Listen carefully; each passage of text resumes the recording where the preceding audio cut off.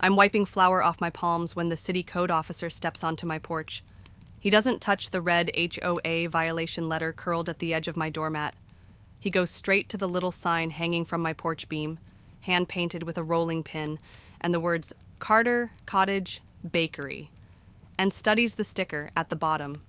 It's the city's approval sticker, variance number V-4271.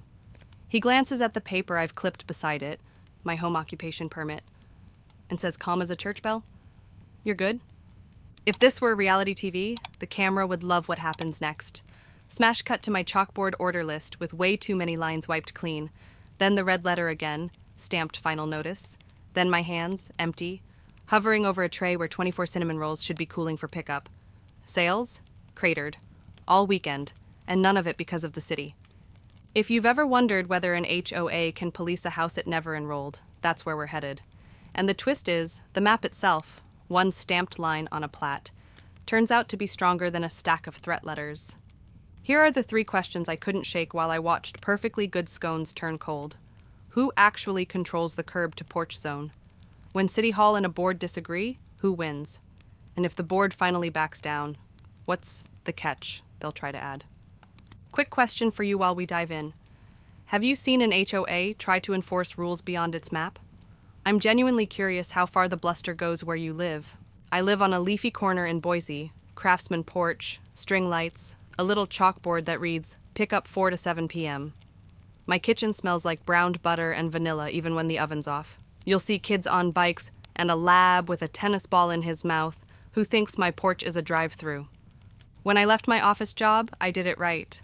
I applied for a home occupation permit and asked for a small sign variance, just big enough for folks to know they're in the right place. The city said yes, with conditions. 1 sign, under a set size, with an external light on a timer that shuts off by a certain hour. I measured twice and painted once. I kept the paperwork clipped inside a clear sleeve near the door because I am that person. My compliance record? Clean. Across the boulevard sits Lakeview Park, a planned community with its own HOA. Pretty landscaping, beige meeting room, newsletter with committee photos, the works. I'm not in it. My parcel was never annexed. It's not on their plat. But my street is the fastest way to get to their pocket park, so we overlap in the same orbit of dog walkers and stroller convoys. 3 days after I hung the sign, I got my first letter, logo at the top, officious font, and a lot of bold text about community standards. It claimed my porch sign violated uniform aesthetic rules, and it ordered me to remove it within 72 hours or face suspension of amenities. I laughed because, not to beat a dead croissant, I don't have HOA amenities. I assumed it was a mismail.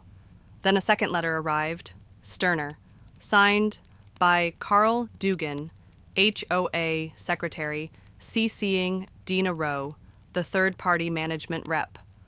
The phrase, further action, appeared. I sent a short, friendly email. Hi, Emily from the corner. I'm not a member. My parcel isn't subject to your CC and Rs.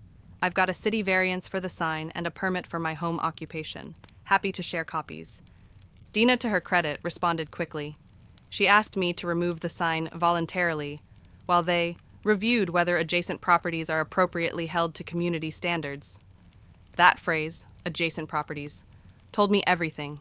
The board wanted to make the blocks around them feel like they were inside the line, even when they weren't. So I did what I do best. I pulled out my folders, color-coded, don't judge, and I laid out the papers, permit, variance, my legal description, and a printout of the recorded plat for Lakeview Park. The next week, a petition started making the rounds. I watched it cross the street like a storm. Phrases like traffic, noise, and property values bubbled up in the comments on the neighborhood app. Someone claimed my porch light, on a city-required timer, was blazing into bedrooms at all hours. I posted a screenshot of the timer setting and the exact variance line that required it to shut off. That post drew more heat than summer asphalt. A local vendor who picked up 24 muffins every Friday emailed an apology. They'd received a courtesy compliance reminder. They didn't say from whom, and I won't guess. They said they needed to pause until the signage controversy cooled. I read it twice, then pressed my forehead against the fridge until the cold tingle replaced the anger. I printed my variance and taped it near the sign, like a kid posting their A+ spelling test. People still ordered, but walk-ups slowed. I watched 3 neighbors cross to the other side of the street to avoid my porch, like it was radioactive. Meanwhile, Dina forwarded a PDF labeled Design Guidelines with passages highlighted about sign harmony and community character. I replied with a single sentence and 2 attachments. Respectfully, I'm off-plat. C, plat map, and Exhibit A, parcel list. Also attaching my city sign variance. By then, orders had dipped 20% in a week. 40% of my sales come from porch pickups. If the walk-ups die, the rest starts wobbling. A note appeared one night in wavering Sharpie. If the sign isn't gone by Saturday, someone will do it for you. It wasn't signed. I installed a porch camera and changed the timer on my light to make the turn-off more dramatic on video. I set a plate of cookies on the table as bait and laughed at myself in the reflection of the door glass. My lawyer friend, bless every lawyer friend, took a look at the letters and said, "Before you swing at anything, prove the boundary. Get the plat, get the chain of CC&Rs. If your parcel isn't on Exhibit A, the HOA has 0 jurisdiction over you. Full stop." I had the plat. I wanted the city to weigh in. Friday at 11:17 p.m., my porch camera caught a figure pause by the post, lean in like they were reading the variance, and then walk away. No hood, no mask, just a person in a windbreaker with a tote from the HOA's last picnic. The next morning, the petition organizer, Ben, showed up at pickup with his palms out like a peace offering.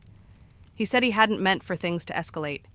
He bought cinnamon rolls for the board meeting, so nobody's mad on an empty stomach.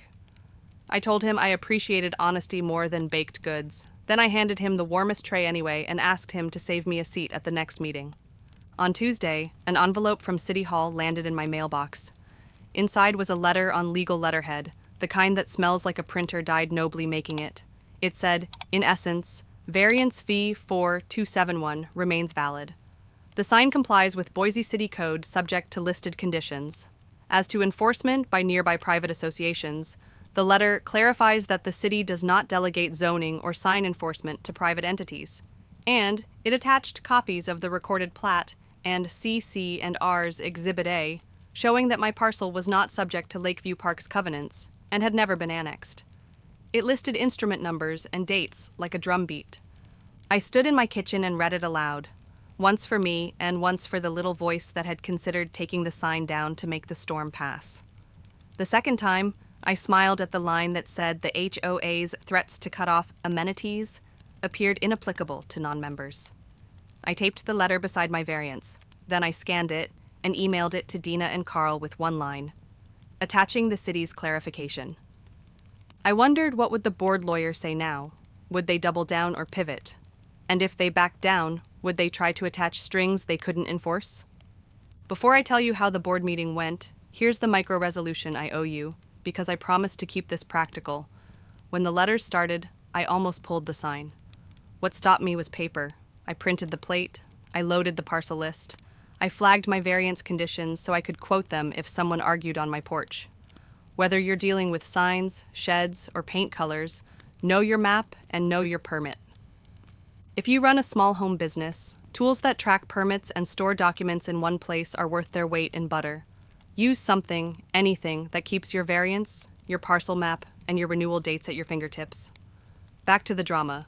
The day the letter landed, I filed a petition for declaratory relief. A tidy legal vehicle that basically asks a court to say, on the record, that your property is not subject to a set of private covenants. I also requested to speak in the open session at the next HOA board meeting, because if they'd sent me letters, they could hear my voice. Then I pivoted to the one thing that beats a petition, pie. I announced a charity bake for the local elementary school's art program. For one Saturday, every cinnamon roll and blueberry hand pie would fund paintbrushes and clay. The line wrapped the block. 2 strollers, 4 dogs, 1 kid in a Halloween cape in early October. My people. I saw Leo, the HOA treasurer, at the end of the line, palms in pockets, doing that math guy stare where he's adding up goodwill versus litigation costs. He came back the next day, quietly, a coffee in hand. "Do you happen to have your title report and that plat?" he asked. "I want to make sure the board has what it needs before council weighs in." I handed him a folder with instrument numbers sticking out like party hats. He nodded like a person who had just seen the budget for a lawsuit and decided he liked blueberry pie better. Would the board lawyer go with the city's reading or try to build a backdoor via an MOU? They called it a special meeting. Beige room, stackable chairs, logo banner drooping, a microphone nobody tested. I sat in the second row with a folder and a bag of cookies because I have both lawyer brain and grandma heart. The room was packed, customers with pastry boxes, petition signers, a couple of folks who just love meetings. Carl, clipboard in hand, opened with a statement about protecting community standards. Dina read out the letters that had been sent, mine included. Then Vince Ortega, HOA counsel, cleared his throat at the end of the table, like a person who bills in 6-minute increments and can see a train coming. "The city's letter is clear," he said. "Miss Carter's property is off-plat. The HOA's CC and Rs do not apply to her parcel unless and until a valid annexation instrument is recorded with her consent, which has not occurred. My recommendation is to rescind any notices and avoid statements that suggest enforcement authority we do not possess." Before I could exhale, Carl jumped in. "We still have a say in community character. We propose an MOU with Ms. Carter to limit hours and lighting and ensure traffic management." He clicked a laser pointer at a slide that said, "Community Harmony," like we were at a wellness retreat. I stood. My legs went electric, like they always do before I say something that matters. "I'll happily do what the city already requires," I said. "My variance conditions are public. My light is on a timer. My pickup hours are posted and within the permit. But I won't sign an agreement that treats me like a member of an association I don't belong to. Respectfully, the map is the map." That's when Shayla Monroe, the city zoning officer, did something I'll bake her a cake for every year. She took the mic and read the city file into the record. Bottom line, the Lakeview Park plat ends at the east lot line of the parcel next to mine. My lot isn't in the HOA, isn't on their Exhibit A, and my one small sign is valid under city code. You could feel the room shift. Leo leaned toward another director and whispered something that sounded like training and mailers. Vince slid a memo across to the board with the word rescind underlined. Carl suggested tabling the issue and asked whether I would take the sign down while we sort out jurisdiction. I said no. We already sorted it out. It's sorted on paper. The vote wasn't immediate. One director wanted to hear from the community. A man with a petition spoke, then cleared his throat and said, "I signed because I thought she was ignoring the rules we all live by. If she's not in the HOA, that's on me." He turned and put a 10 in the donation jar for the art program. That was Ben, the neighbor who'd dropped off cinnamon rolls at my porch days earlier. He gave me a tiny nod that said more than the money did. Leo asked to call the question. Vince read the motion again. Hands went up. The motion passed. Carl's jaw worked like a guy chewing a lemon. His microphone, still live, captured him muttering about losing control.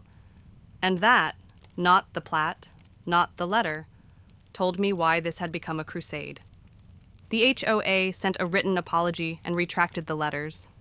They adopted a boundary clarification FAQ and mailed it to every household with a simple diagram, the line where their authority ended. Management updated their template to avoid auto-filling addresses like mine.